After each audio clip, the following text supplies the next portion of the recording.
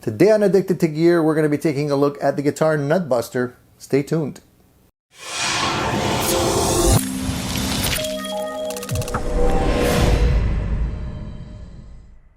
If you've been playing guitar for any length of time, you know that there's a couple of truths about guitar that you simply have to live with.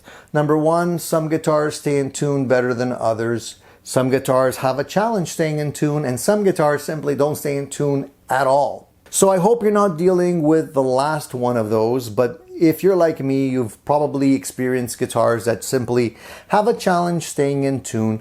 Case in point, this guitar that I picked up not that long ago. I liked everything about this guitar. It was rather affordable. I wasn't expecting it to be perfect, and it has a lot of really nice things going for it, but the tuning stability is not one of them.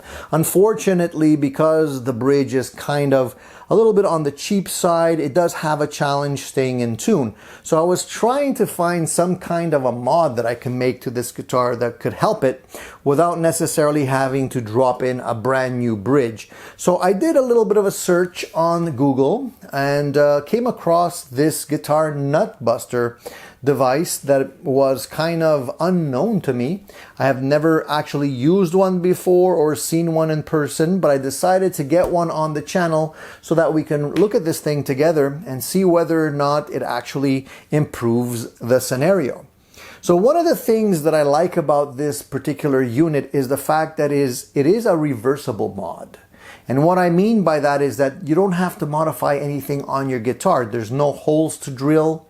There's nothing to route out. So you're not permanently changing your guitar in any way. And it's reversible in the sense that you can actually take it right off if you don't want to have it on your guitar anymore, or perhaps you want to put it on a different guitar. So that is a really nice feature. The other thing that I really like about this is that it fits most guitars. So regardless of the type of guitar that you use, it should actually fit most guitars. There may be a couple of scenarios where it might be a challenge to use this, but generally speaking, it's pretty flexible. Now, if you've already used a locking system in the past, like a Floyd or a Schaller or Kahler or other brands that are out there, you know that they all come with challenges. And I honestly don't believe there's such a thing as a guitar that stays in tune permanently. They all have their pros and cons. So I'm expecting this to also have pros and cons to it, but hopefully there's more pros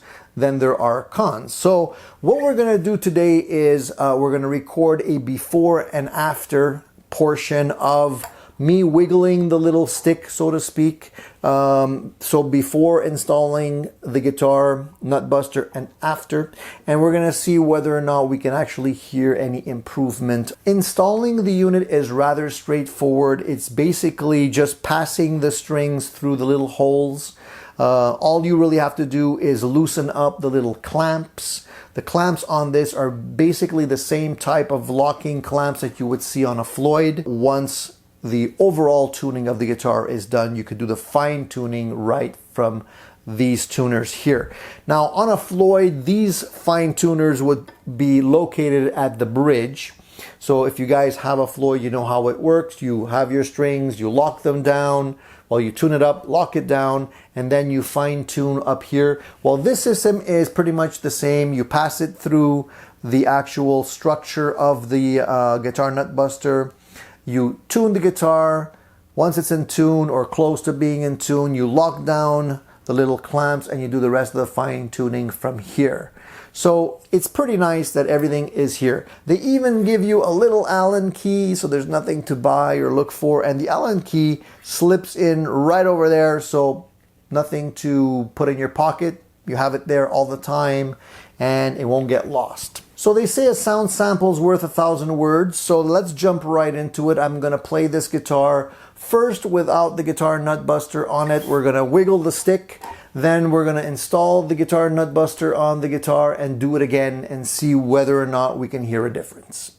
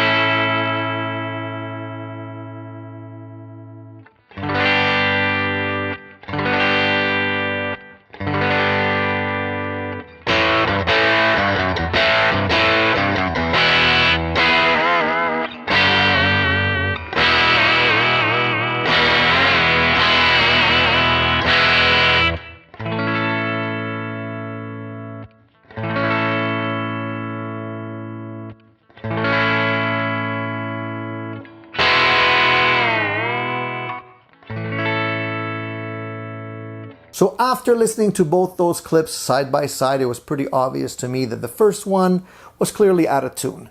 You know, you could hear it when I was strumming the barred chords.